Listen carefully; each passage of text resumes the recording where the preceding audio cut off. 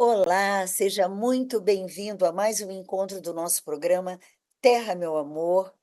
Esse momento no qual a gente se encontra com pessoas especiais que são convidadas para compartilhar com a gente suas experiências, suas pesquisas, suas atitudes, para que esse mundo se torne um espaço de habitar, de viver, de amar, cada vez mais harmonioso, sustentável, integrado com a Mãe Terra, a quem declaramos o nosso amor.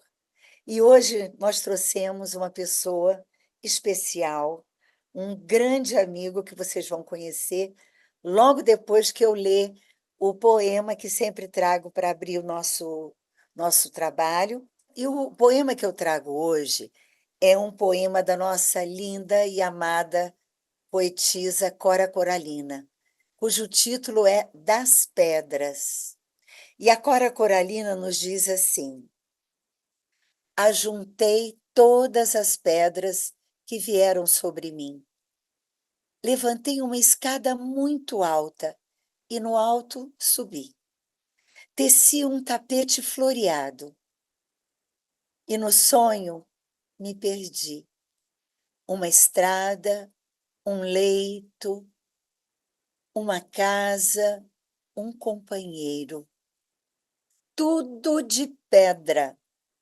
Entre pedras, cresceu a minha poesia, minha vida, quebrando pedras e plantando flores.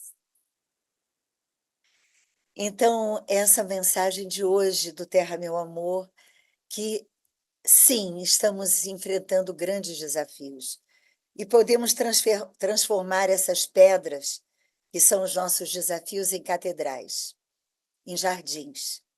E eu convidei para estar conosco hoje esse grande amigo Cláudio de Mauro, que é uma pessoa que tem essa habilidade de pegar os desafios, ressignificá-los e criar novas possibilidades. Bem-vindo, Cláudio querido, ao nosso Terra, meu amor. Muito obrigado, Regina. Regina sempre muito carinhosa e muito cheia de amor pela Terra e por todos os seres que nela estão, né? Regina, hoje nós temos alguns motivos para comemorar. Em primeiro lugar, o fato de que o Julian Assange foi libertado. Ele que estava preso, né, de uma maneira injusta, né?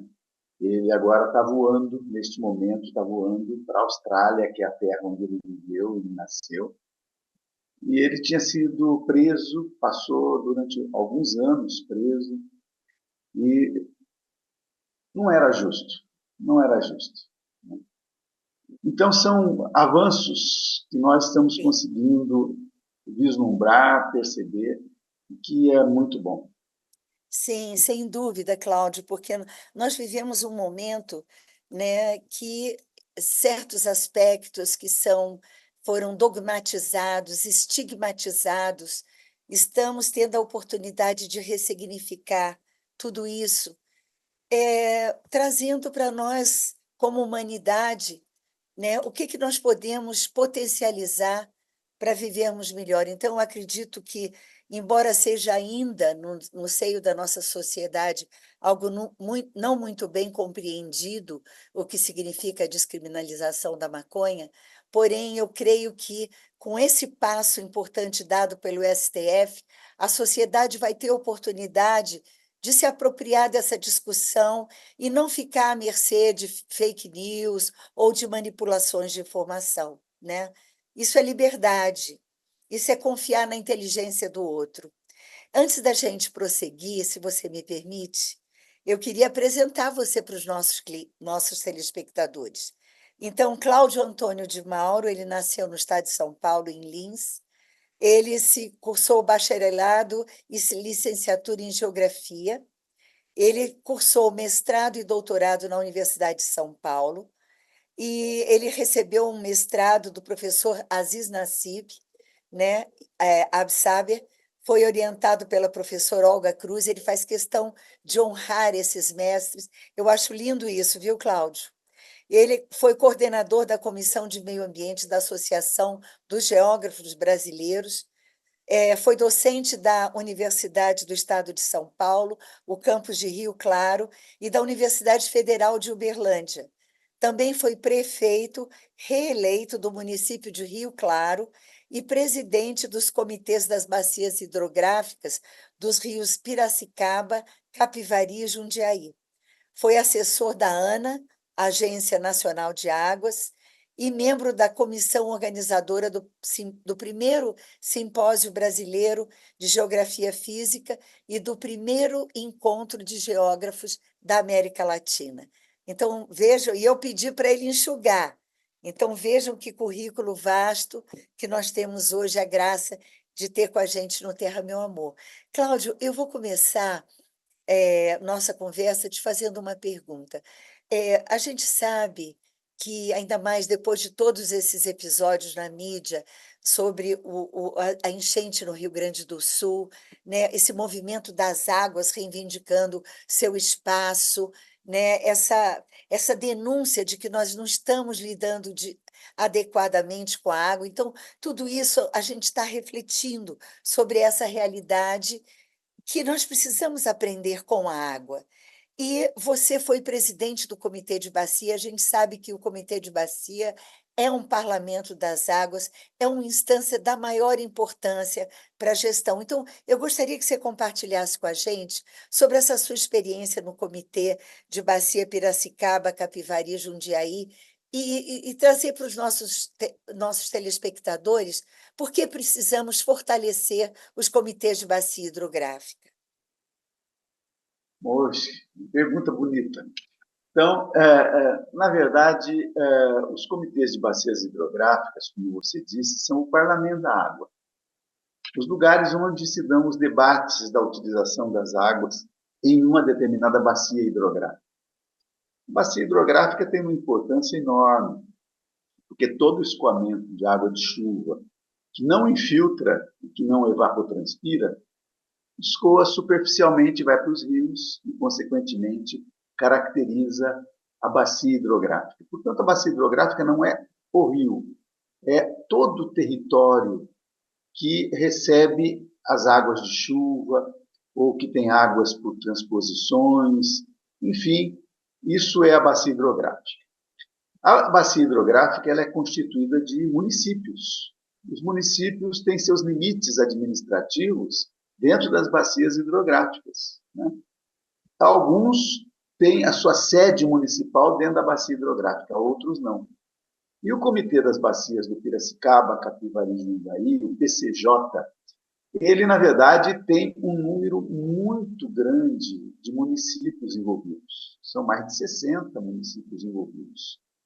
E o comitê ele tem a oportunidade de se debater com todos os moradores da bacia, através das suas prefeituras, através dos usuários de água que estão dentro da bacia, para combinar qual é o limite de utilização de água e como é que nós vamos fazer para preservar aqueles espaços.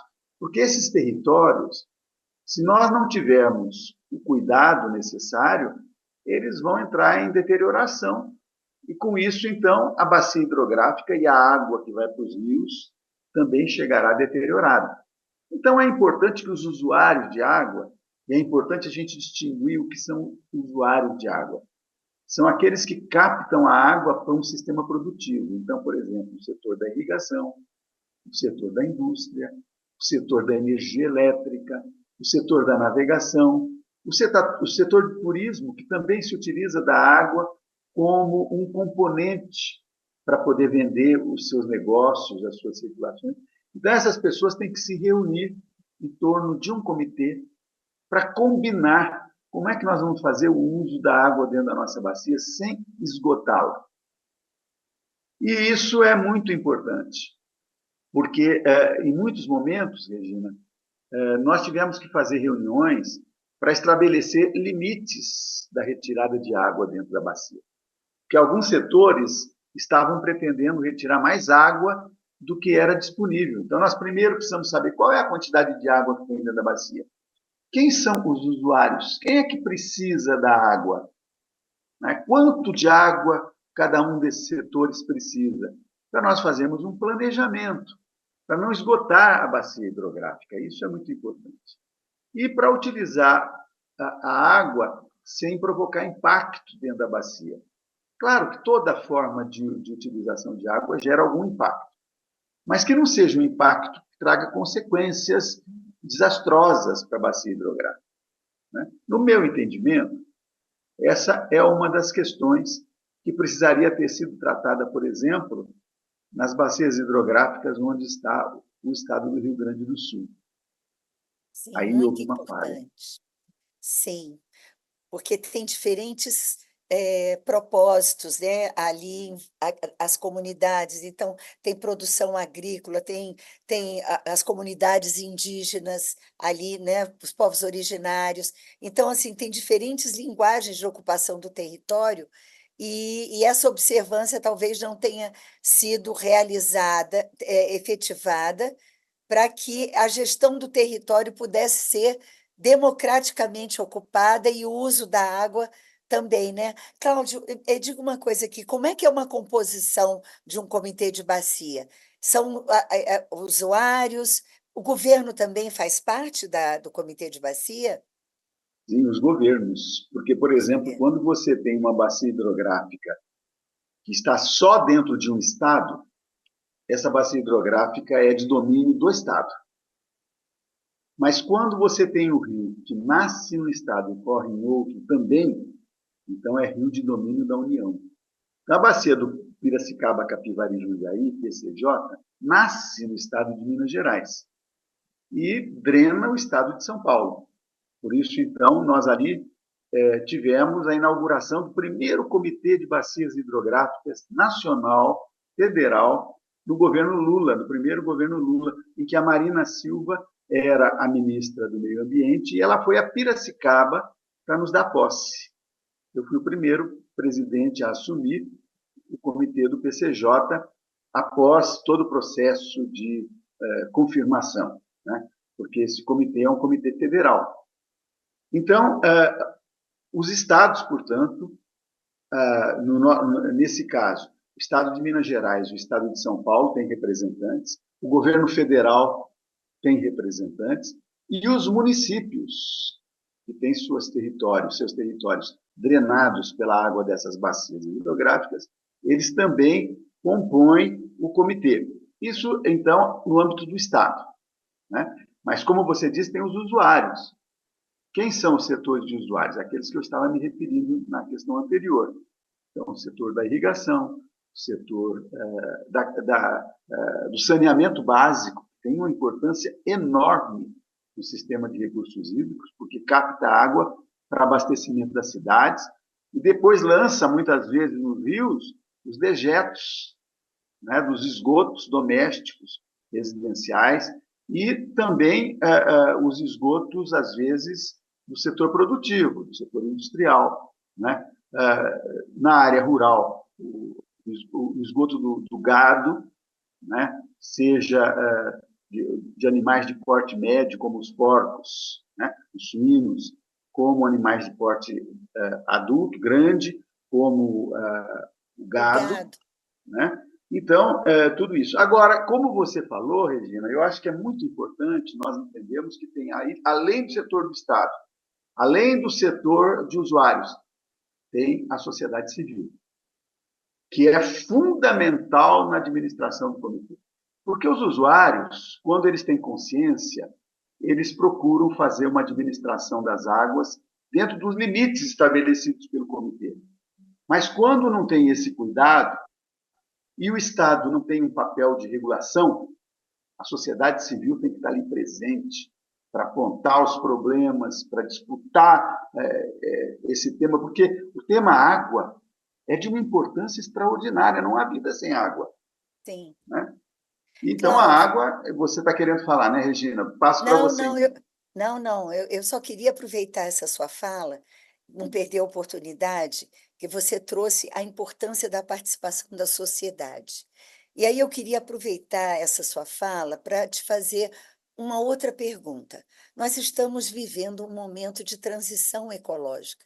nós estamos aprendendo com a natureza, olhando todo esse cenário de emergência climática, de segurança hídrica, então, de alagamentos. Então, esses eventos extremos que a gente está vendo no mundo inteiro, né? Extremos de calor no hemisfério norte agora, alagamentos no sul, enfim.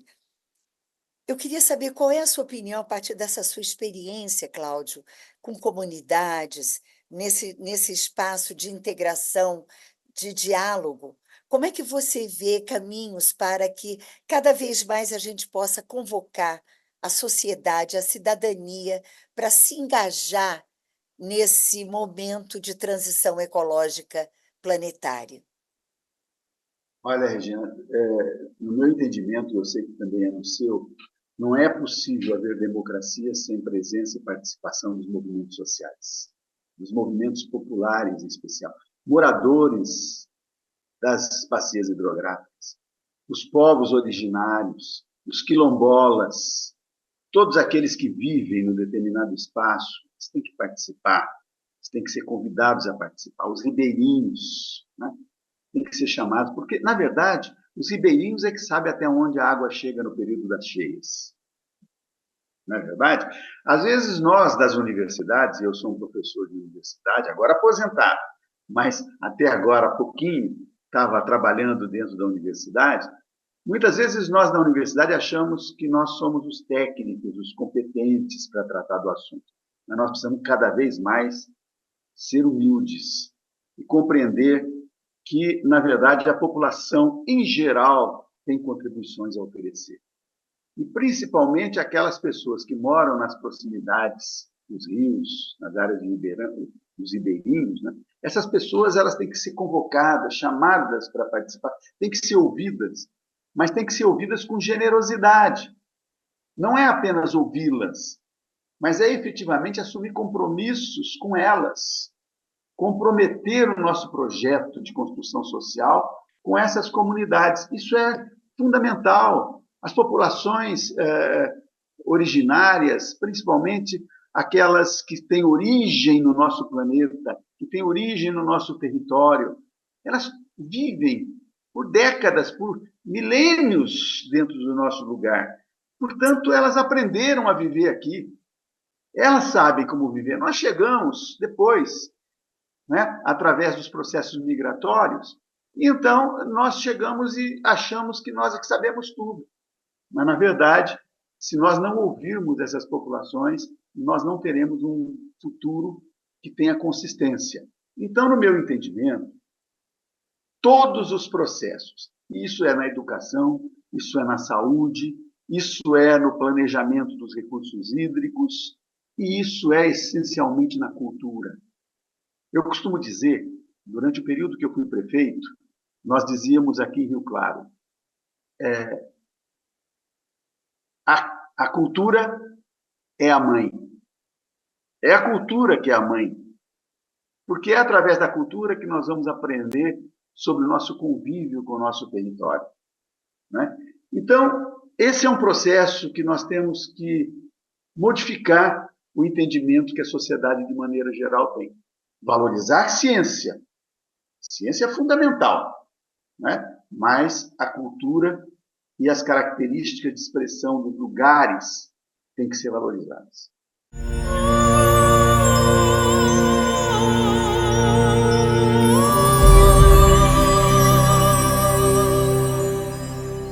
A União Planetária é uma ONG fundada em 1997 que tem como objetivo a construção de um mundo melhor, tendo como pilares virtudes como o amor, a igualdade e a solidariedade. Com o passar do tempo, a UP percebeu que os meios de comunicação desempenham um papel importante na construção da visão de mundo das pessoas. O problema é que, infelizmente, a nossa grande mídia está repleta de conteúdo negativo, violento e desesperançoso. Assim, nasce em 2007 a TV Suprem, um canal pioneiro em comunicação positiva, 100% voltado para notícias boas. Nossos programas abordam temas como sustentabilidade, autoconhecimento e espiritualidade, educação e as boas ações, sempre buscando metas para a transformação da sociedade e do mundo. Se interessou? Nos acompanhe pelas nossas redes sociais e nossos meios de comunicação. Estamos no canal 2 da NET e no nosso canal do YouTube.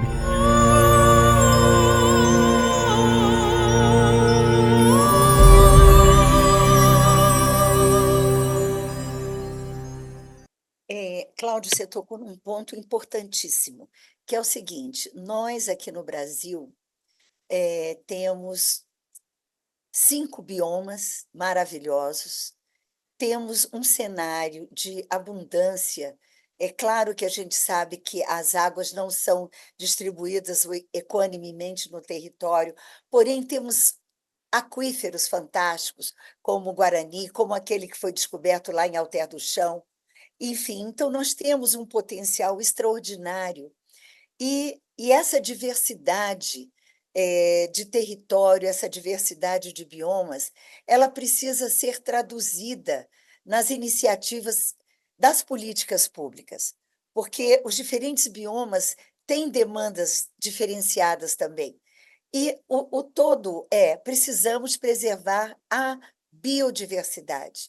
Então, não dá para você importar aspectos endêmicos da Amazônia para o Cerrado, ou da Mata Atlântica para a Caatinga. Não. É importante que cada bioma seja observado na sua especificidade, na sua riqueza.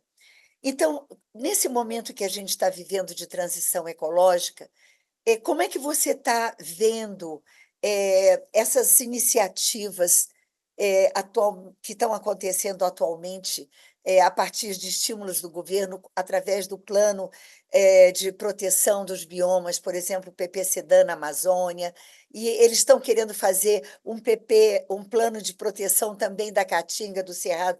Você acha que isso é um passo importante? E, na sequência, eu te pergunto, você, como professor, qual o papel da educação que você percebe da relevância do papel da educação nesse processo, para o engajamento da sociedade? Olha, na época que eu fui presidente dos comitês Piracicaba, Capivari e Jundiaí, nós recebemos ajuda de um professor que trabalhava em uma entidade governamental do estado de São Paulo, o professor Valdemar Casadei. E o Casadei nos ajudou a preparar um pré-projeto de plano de preservação de recursos hídricos municipal. E, na época, nós, então, chamamos os municípios que compunham o comitê para discutirmos aquele plano para ser implantado pelos municípios. Porque, veja, a legislação brasileira ela não reconheceu o papel dos municípios na questão da preservação das águas. E o município tem um papel decisivo. Porque você está falando agora das populações locais, não é? Que precisam ser adaptadas a uma realidade para que nós possamos ter água com qualidade, as pessoas cuidando efetivamente dos seus territórios. Porque se as pessoas não participarem disso, os governantes vão ignorar muitas vezes e trabalhar na sua perspectiva. Agora, os governos brasileiros, e especialmente agora o governo federal, têm feito esses planos que são muito importantes, precisam ser elaborados, agora têm que ser colocados a par da comunidade. A comunidade tem que se fazer dona desses programas, né? Ela tem que participar não apenas na elaboração, mas depois na implantação. Tem que ser chamada para implantar. E isso cabe efetivamente às estruturas de governo, e os comitês de bacias hidrográficas podem ter uma presença e uma participação abrupta nessa possibilidade de chamar a questão para a regionalização e, consequentemente, para a localização. Porque é isso, quer dizer, você não pode fazer um plano só muito grande para o ambiente como um todo. Tem que levá-lo até os detalhes. E aí a educação ambiental é indispensável. Agora, não é a educação ambiental do discurso, da fala, é a educação ambiental que põe a mão na massa. Da vivência, né? Da vivência do lugar. O território, experienciando esse pertencimento.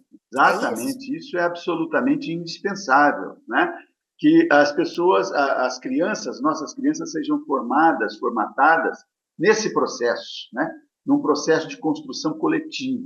Entender que o planeta nos pertence e que o planeta, como você diz, Regina, a nossa Terra, é nosso amor. Tem que ser tratada com carinho, tem que ser tratada com respeito. Esse é o papel que nos cabe aos educadores, de maneira geral, para trabalharmos com as nossas crianças. E aí não é apenas a educação formal. Nós temos que pensar também na educação informal, nos movimentos populares, das pessoas que habitam os territórios nos mais diversos âmbitos, né, que têm características específicas, né? Muitas vezes, você sabe, eu costumava dizer que eu tinha uma porção de gente que dizia assim: nós sabe aonde vai, nós vai. E aqueles homens, aquelas pessoas, aquelas mulheres, aquelas crianças sabiam onde iam. Ou seja, não era o fato deles falarem daquela maneira que os impedia de ter consciência política, territorial e, consequentemente, de amor pela terra. Então, eu sei que está no limite do nosso tempo, né? Eu queria dizer para você que eu estou muito feliz de ter sido convidado por você para estar aqui, né, neste momento, e eu espero que nós possamos contribuir, né, com esse papel que é tão importante para a construção de uma sociedade transformada em favor do bem, né, e, consequentemente, em favor do nosso planeta, da nossa Terra. Porque Sim. essas mudanças climáticas que estão acontecendo, elas estão passando a ser normais. Nós vamos ter que aprender a conviver com elas. Sim. E aprender também a nos ajustarmos, nos adequarmos, né? A gente sabe que no processo evolutivo da vida, né, Cláudio, quem superou os desafios das diferentes etapas evolutivas da Terra não necessariamente foram os mais fortes, mas sim aqueles que se ajustaram melhor às mudanças. Então, assim, a gente está vivendo um momento de adequação, de regeneração, de ressignificação, e eu, assim, a partir desse seu olhar, e que eu também concordo, eu acho que, de fato, é preciso de que haja uma convocação para uma tomada de consciência dessa ética de cuidado que cada um de nós precisa deixar vir com força para a gente ter um mundo mais solidário, fraterno, né, e sustentável. Querido, gratidão por estarmos juntos aqui. Quero te agradecer de verdade. E a você, telespectador, obrigada por estar com a gente até agora. Até o nosso próximo encontro. Até lá!